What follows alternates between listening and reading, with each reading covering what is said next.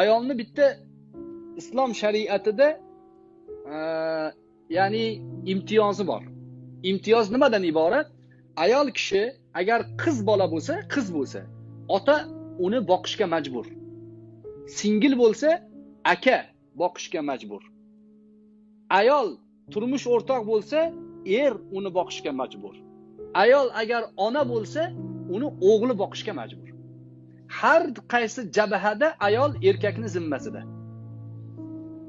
Er ayolni yeyishini, ichishini, joy bilan ta'minlashi, ta'minoti, o'qish, davolanish, dam olish hammasiga majbur. Majbur.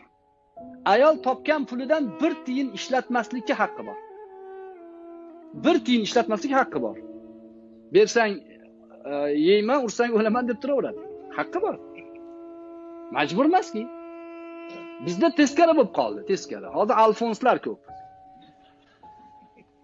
O'tirib olib xotinning pulini yeb o'tirganlar bor. O'lganing tuzuk deydigan odam yo'q. Ora-orada men aytib turibman, o'lganing tuzuk deb. Hamma aytish kerak. Ayollarning huquqini islom juda qattiq himoya qilgan. Ayolga qarang, yeyishini ta'minlayapti, kiyimini ta'minlayapti, uy-joy bilan ta'minlayapti. Kasal bo'lsa dorisini, kiyim-kechagini, tibbiy dam olishini, ya'ni ta'limini hammasini ta'minlab qo'yyapti-da, shu bilan birga er unga mahr beryapti. Pul beryapti yana. Meros qolsa merosga sherik bo'lyapti. Ishlasa foyda qilsa foyda olyapti. Ayol mutlaqo zarar ko'rmaydigan xilqat. Bizda teskari. Alloh taolo insof bersin erkaklarga. Salomat bo'linglar.